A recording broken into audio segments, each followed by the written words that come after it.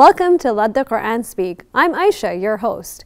When I joined Let the Quran Speak a few weeks ago, I joined the work that Dr. Shabir Ali has been doing for over 2 decades now.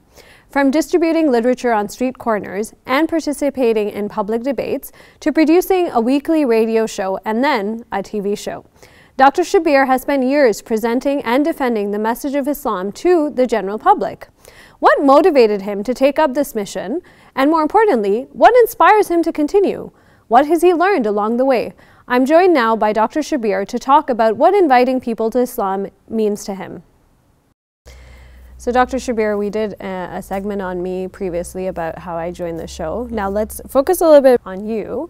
And you made Dawah your life mission. So can you help our viewers understand firstly, I guess, what is Dawah? How did you get into it?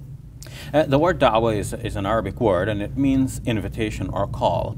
In the context of my work, it refers to calling people to the religion of Islam, or in another way of putting it, sharing the message of Islam with the wider world.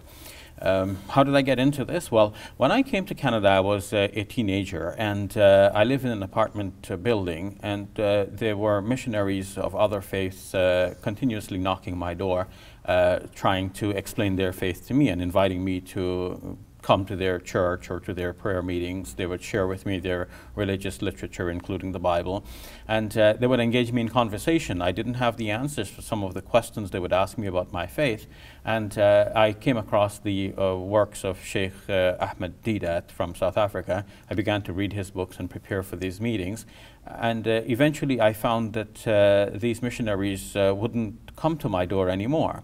Somehow the conversations weren't really getting in their favor, and I thought to myself, well, if they wouldn't come to me, but I have information now that I could actually share with people, why don't I likewise go to their doors and try to share the message with them?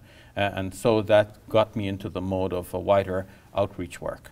So how has your mission evolved over the years? Because, I mean, now you're on TV shows, recently you were on The Agenda. How has that evolved when your mission is, I guess, to do outreach about Islam? How has that progressed over the years?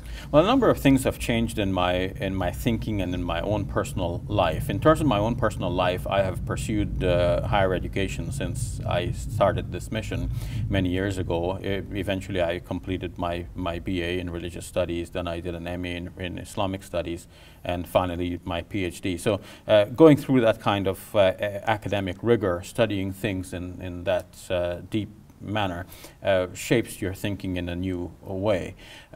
Second, when I first started out, I had the idea that if you prove things to people, they will accept what you're proving. And the contrary also, that if you disprove something, especially the faith that you already believe in, then they would accept, yeah, we are wrong, and you're right, and they would want to embrace the faith of Islam. Over time, I came to see that if we take this attitude in delivering the message of Islam, expecting that people will agree that they are wrong and agree that Islam is right, and they would come rushing into the religion of Islam, then we are out looking for frustrations. We are going to be frustrated because it seems that human nature is not like that. Humans are not mathematical entities divorced from all reality. They are connected in life. They have social constructs, family situations. They're not going to leave everything. Most people do not. Some people do, but most people remain in the religions in which their families indoctrinated them in, or whatever is the social construct.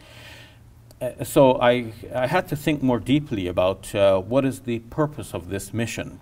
Is the purpose of the mission to convert people? And I came to then study the Islamic faith more deeply and realize that the verses of the Quran that seem to indicate that only Islam will be acceptable as a religion to be followed, that that statement itself from the Quran, if we take it in that literal manner, has again a certain historical situation in mind. It is speaking already to people to whom the message of Islam had been clearly and sufficiently delivered. So yes, if the message has been clearly and sufficiently delivered to someone, then that someone has the responsibility before God to accept God's message. But the vast majority of people out there have not really heard the message of Islam, or if they heard it, they have not heard it delivered to them in a clear and persuasive and complete manner. They may have heard it in a manner that is actually confused with other messages in conflict with the message of Islam. They could be confused and so on. So in the end, I came to adopt a theory that each person has a certain range of options before him or her. And there are good things in that range, bad things in that range. And the good person is the one who picks the good things, generally, within that range of options. So each person is already being judged by God as good or bad persons, regardless of the religion of Islam. Now, for some people, it is within that range to accept the religion of Islam. And if it is within that range, then I believe that they will be questioned by God. Again, I sent you a message, why didn't you believe in it? But many others have not heard the message clearly and adequately delivered to them, so it's not even within their range of thinking. For some people, it's even unthinkable to become Muslim. So I leave the matter between them and God. So all of these differences, personal changes in my personal life, and also my thinking about the religion of Islam and studying it more deeply, have led to a more mellowed approach, in which I no longer have the idea that you will go there and convert people, but I have the idea now basically that we are sharing the message of Islam with people and making it possible for some who did not think previously about becoming Muslim to now think of that as a viable option within their range. So you mentioned your tone became mellow, and I agree with that. I mean, you've had some very friendly dialogues, but then at the same time, you continue to have, you know, maybe some heated debates with other Christian leaders. And I'm just wondering, you did mention that your goal is not to convert people to Islam. So then what is the ultimate goal when you do have these debates and when you do engage in these conversations? What are you thinking when you go into them? The answer might become clear if I start by distinguishing between dialogue and debate. And now in interfaith dialogues, people get together, each explains his or her own faith and does not touch upon the faith of the others. We leave the others to explain their own faith, and we do not criticize, we do not condemn, we just simply explain what we believe and why we believe. To me, this is the most productive type of engagement, in that a lot of people out there have not heard the message of Islam. And if we have a lecture just to speak about Islam, many non-Muslims will not come. But if we have a dialogue, then the whole premise is that there must be some people who represent faith A and some people who represent faith B. And the two faiths are going to be talking to each other. The two communities will be talking to each other and listening to each other.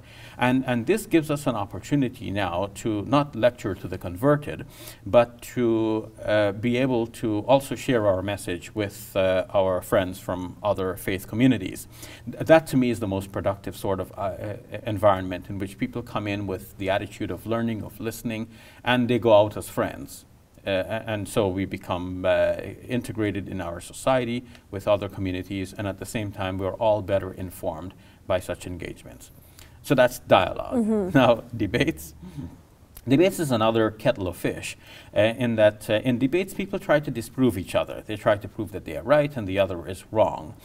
Why do I still engage in that sort of debate, even though with age and everything I've become more mellow? Well, there are some people who will not come to have the dialogues with us. I remember writing to a person in the United States of America who had circulated some materials which are very Islamophobic. And I said, okay, let's have a debate. And this is when I myself was like charged up and ready to debate people. And his reply was simply, well, Islam is wrong, Christianity is right, so there's nothing to debate. So he wouldn't even debate. So well, in his head it was very black and white. Yes, exactly. And so he wouldn't even debate, but there are some people who wouldn't come to a dialogue, but they will debate.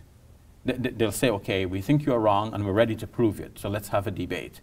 We say, okay, come, let's have a friendly dialogue. They say there's no friendship between us, but we can debate. So we say, okay, let's have a debate then, and hopefully in the debate we might be able to show you some points which you hadn't thought about before. And at the same time, if you have something that is true and that we had ignored, we will be better informed as a result as well. So yes, let's have the debate. So the debate is, in my opinion, not the entirety of the mission. It is only a kind of a sideline, and it's to deal with those persons who will not come to sit down to have a reasonable dialogue. So I guess you find engagement and value in both of them, dialogues and debates. Yes, I want to add one thing here if we have time. When I started out, our debates were thought about as debates between Islam and Christianity. And often we got messages from others who said, but we've been seeing all these Muslim-Christian debates. Why do you not have debates with people of other faiths as well? And it's a valid question. But more to my point, in our recent times, atheism has been more, not necessarily more on the rise, but more vociferous. There have been people championing atheism, writing books, appearing on television and so on, promoting their faith, which it is also a faith, in my opinion. And so it has become necessary for Muslims and Christians and others to study together how do we defeat this atheist challenge intellectually, and how to face atheists in debates. So our debates is not so much now between Muslims and Christians, but between people of faith versus people of no faith, or people who are calling against faith. So between believers and atheists. So just on that note, where do you see the future of your work going? And I just want to wrap up by also asking, how can the community help play a role? Because not everyone can do the work that you do. So just if you could comment a little bit on that. Well, an important aspect of the future of my work, I believe, is in training young people to take on the mission, because God knows best, but we're not here to live forever.